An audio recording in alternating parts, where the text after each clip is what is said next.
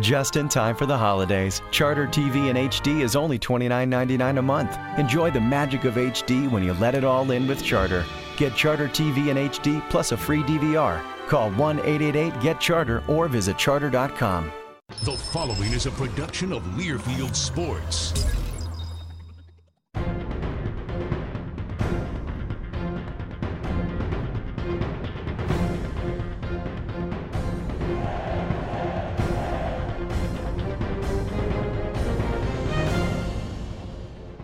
The Badger Hockey Digest, presented by Charter Communications.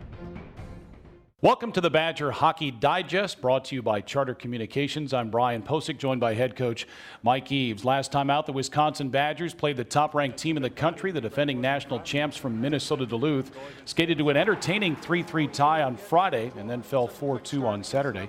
Mike, that opening game, it just proved once again that your team can skate with the best in the country. I know Saturday didn't get the start you wanted, but your team never gave up.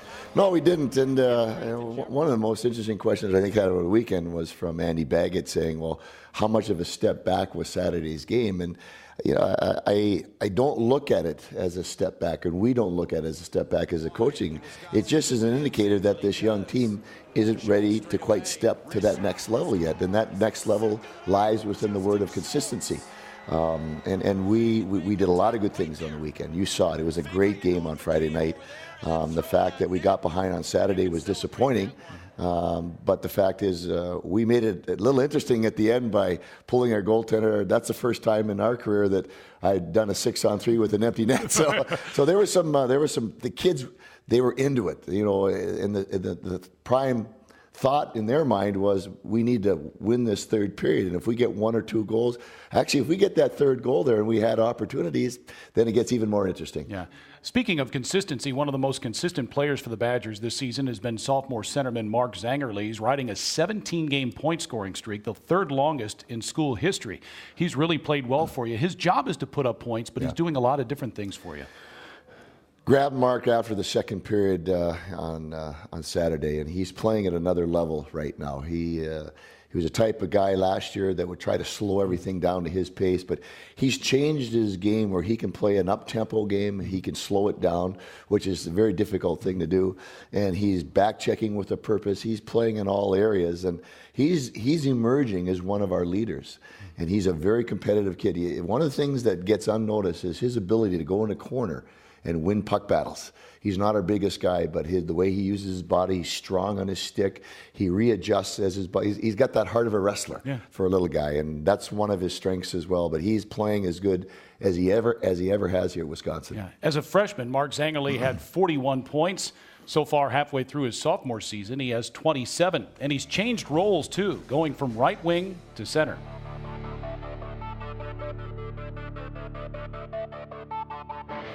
It's been great. I mean, coach has helped me out a lot. I think center is kind of where I played most of my life, but as a freshman, you have to just go and you kind of learn. There's a lot to learn, especially making the jump from juniors to college. But no, it's been very good. I mean, I think I get the puck a lot more, and I think that's one of my strengths is being able to skate up the ice with the puck.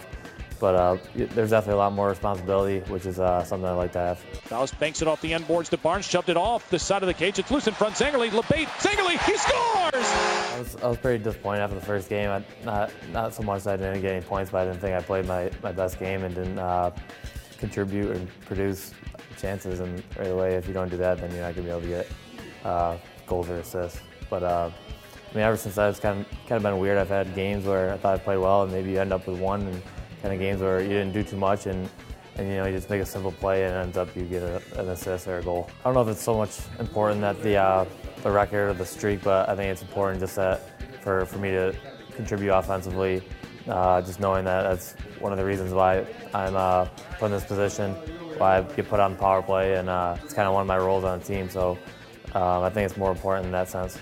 You know, Mike, Mark Zangerly playing center, you ask a lot of your centermen, and you were mentioning things that he's been doing very well. Defensively, he's been much better too this year, hasn't he? He understands the concept, and then once again, it goes back to that compete level.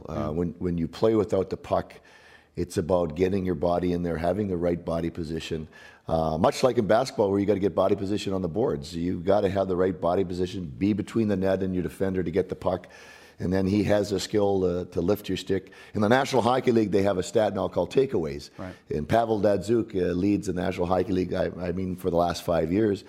And Mark and the staff have talked about he becoming like that in terms of, because he has the same mentality. He's a dog around the puck, and he's going to another level. On December 12th, down in Chicago, the United States Hockey Hall of Fame inducted 5 new members, 2 of them former Badgers, Chris Chelios and Gary Suter. Mike, you were there. I guess it was a great time.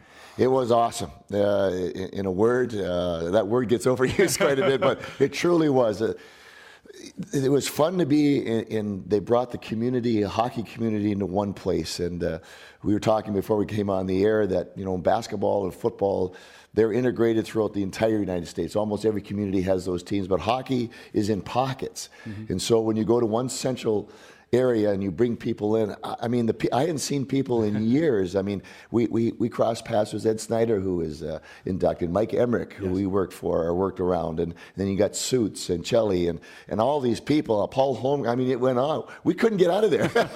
So it was a real celebration of American hockey, and we knew a couple of guys intimately with Chelly and Suits being inducted. Yeah. From the U.S. Hockey Hall of Fame to the United States Under-18 team, the National Team Development Program from Ann Arbor. That club will be in Madison on New Year's Eve to take on the Badgers in an exhibition game, and fans should keep an eye open for number 17. He's Nick Kurdilis, who's committed to play for Wisconsin next season. And a very high-end player that he's projected to go, if not in the first round, certainly the first couple of rounds. And he's a young boy from California that came here when we played the outdoor game against Michigan and fell in love. And I think that people will enjoy watching this young man. He's a big lad that can move. He competes very hard and has skill. So that's a nice commodity to have to come into your team. The Badgers and the United States Under-18 team face off at 8 o'clock on New Year's Eve at the Kohl Center. You can listen to the game on the Badger Sports Network if you'd like. Thanks for watching the Badger Hockey Digest, brought to you by Charter Communications.